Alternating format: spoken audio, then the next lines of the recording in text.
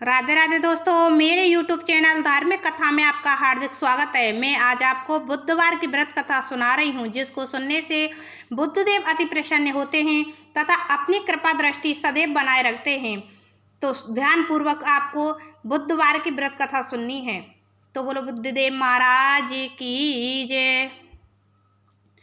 समतापुर नगर में मधुसूदन नामक एक व्यक्ति रहता था। वह बहुत धनवान था।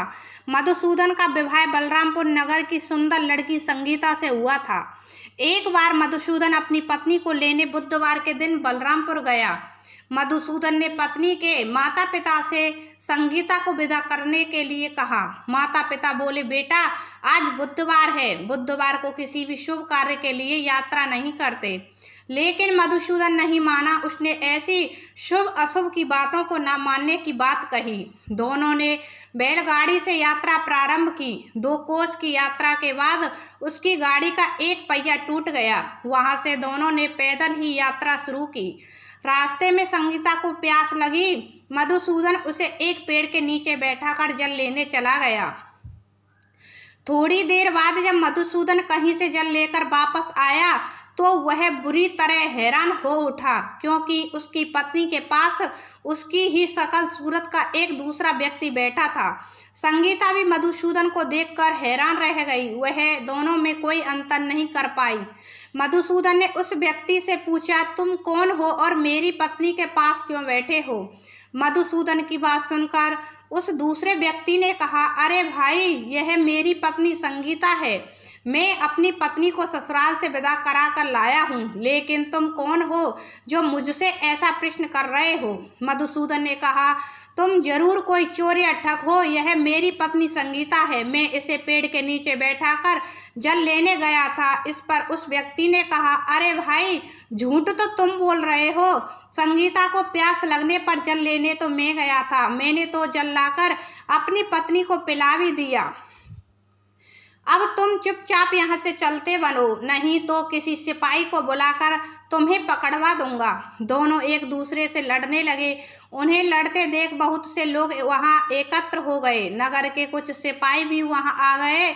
सिपाही उन दोनों को पकड़कर राजा के पास ले गए। सारी कहानी सुनकर राजा भी कोई निर्णय नहीं कर पाया। संगीता भी उन दोनों में से अपने वास्तविक पति को नहीं पहचान पा रही थी। राजा ने दोनों को कारागार में डाल देने के लिए कहा। राजा के फैसले पर असली मधुसूदन भयभीत हो उठा। तभी आकाशवाणी हुई, मधुसूदन, तूने संगीता के माता पिता की बात नहीं मानी और बुधवार के दिन अपनी ससुराल से प्रस्थान किया। यह सब भगवान बुद्धदेव के प्रकोप से हो रहा है।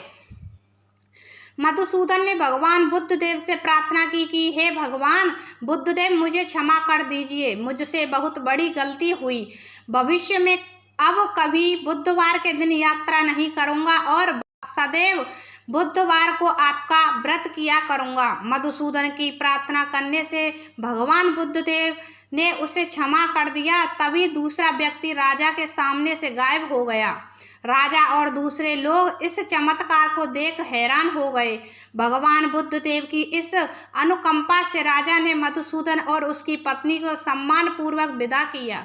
कुछ दूर चलने पर रास्ते में उन्हें बैलगाड़ी मिल गई। बैलगाड़ी का टूटा हुआ पहिया जुड़ा हुआ था। दोनों उसमें बैठकर समतापुर की ओर चल दिए। मधुसूदन और उसकी पत्नी संगीता दोनों बुधवार को व्रत करते हुए आनंद पूर्वक जीवन यापन करने लगे। इस तरह भगवान बुद्धदेव की कृपा उनके यहाँ खुशियां बरसने लगी। इस तरह जो स्त्री पुरुष विधिवत बुधवार का व्रत करके व्रत कथा सुनते हैं, भगवान बुद्धदेव उनकी सदैव रक्षा करते हैं तथा उनके सभी कष्ट दूर करते हैं। तो बोलो बुद्धदेव महाराज की जय।